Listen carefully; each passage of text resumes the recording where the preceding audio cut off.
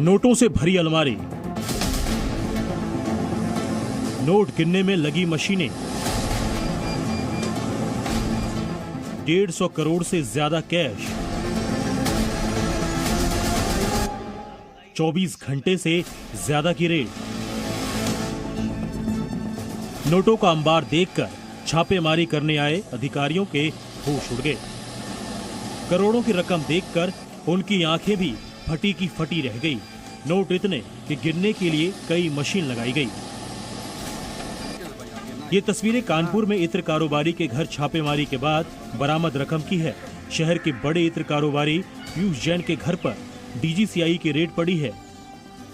DGCI की team ने पीयूष जैन के घर पर गुरुवार को छापा मारा था, लेकिन तब अधिकारियों को क्या पता था कि यहाँ इतना माल छिपा है।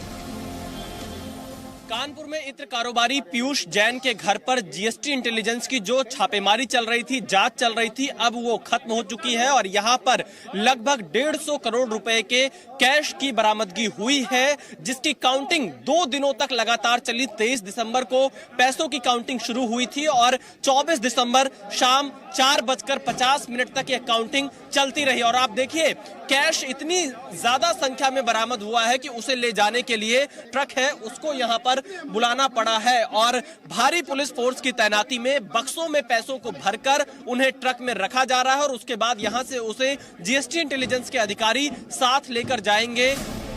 डीजीसीआई का कहना है कि अब तक 150 करोड़ रुपए से ज्यादा का कैश मिल चुका है।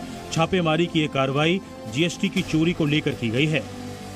इंटेलिजेंस पर उन्होंने कल से एक जगह सर्च शुरू करी कानपुर में और इसमें 3 एंटिटी शामिल है कि उनके यहाँ ट्रांसपोर्टर के यहाँ भी और इनके घर पे प्रेमिसेस में बहुत कैश मिला। 150 करोड़ के लगभग अनुमान है कि वो कैश होगा।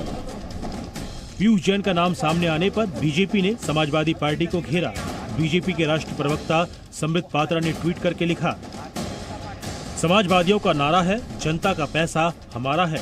समाजवादी पार्टी के कार्यालय में समाजवादी इत्र लॉन्च करने वाले पीयूष जैन के यहाँ जीएसटी के छापे में बरामद 100 करोड़ से ज्यादा कौन से समाजवाद की काली कमाई है।